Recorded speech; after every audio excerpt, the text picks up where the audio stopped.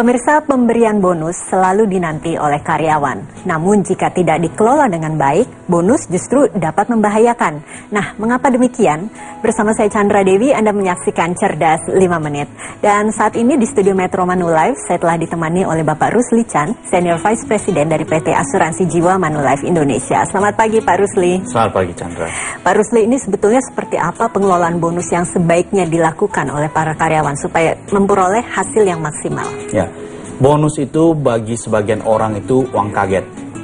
Tetapi bagi sebagian orang mungkin sudah terprediksi berapa jumlah yang akan didapatkan. Oleh karena itu ada baiknya bonus itu kita prioritaskan untuk kita tahu dulu mau diinvestasikan kemana. Sebagian besar orang itu pada saat mereka sudah tahu mereka mau menerima bonus, yang mereka tulis duluan adalah apa yang mereka mau beli. Bukan apa yang mereka, uang tersebut, apa yang, kemana mereka harus invest.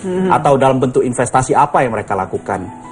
Jadi kalau seandainya bonus tersebut mereka itu sudah listnya adalah untuk belanja, maka bonus itu bisa menjadi pisau bermata dua. Jadi bisa membahayakan jadinya. Jadi ini justru yang dikatakan bahwa bonus itu bisa membahayakan ya Pak ya? Karena bisa bermata dua, bisa justru memberi utang baru, begitu? Betul. Jadi kalau seandainya kita itu punya bonus, bonus itu kan adalah sejumlah uang yang mungkin kita sudah tahu kalau prestasi kita bagus, kita akan dapat sejumlah uang yang cukup lumayan. Kalau kita itu mulai bonus tersebut itu kita buat list untuk belanja, itu bagaimana, apa yang akan terjadi dengan bonus tersebut? Pasti bonus tersebut akan habis, berkurang pastinya.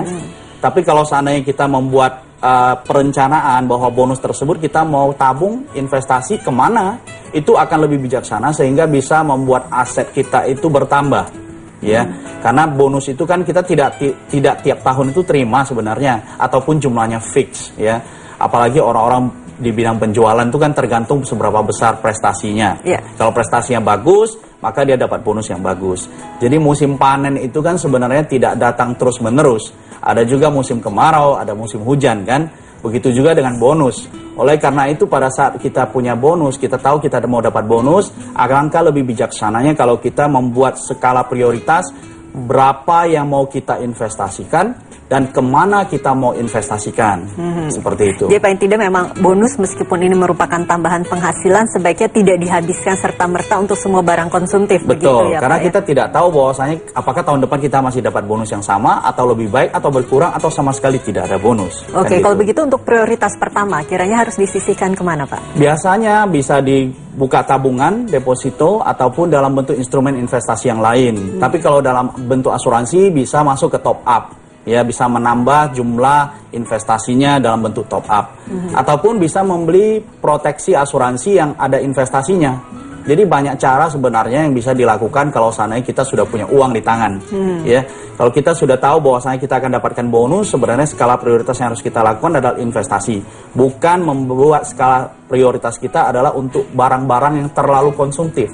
Konsumtif itu bagus, tetapi kalau terlalu konsumtif itu tidak bagus. Konsumtif itu artinya kita butuh sesuatu, kita beli. Tapi kadang-kadang kan orang itu kalap begitu terima uang besar, ya, jadinya terlalu konsumtif. Hal-hal yang dia tidak perlu, dia juga beli akhirnya. Oke, ini jika kita ingin berinvestasi kemudiannya untuk menjadi prioritas pertama, kemana kita harus berinvestasi? Barangkali di asuransi ataupun di investasi lainnya? Betul, kalau seandainya mau investasi itu sebenarnya instrumen investasi banyak sekali. Kalau dari sisi saya melihat kalau kita mau investasi, investasilah dua hal. Yang pertama adalah kita bisa punya nilai investasi yang besar. Di saat yang sama kita juga dapat perlindungan atau proteksi. Sehingga kalau terjadi apa-apa, nilai investasi kita juga ada ya untuk orang tercinta kita.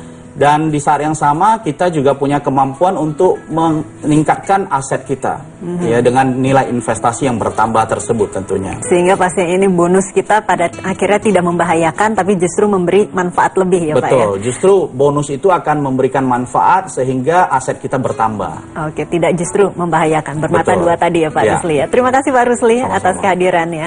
Namun saya harus mengakhiri perbincangan kita kali ini pemirsa. Saya Chandra Dewi, Cerdas 5 Menit, Cerdas Finansial. Sampai jumpa. Dipersembahkan oleh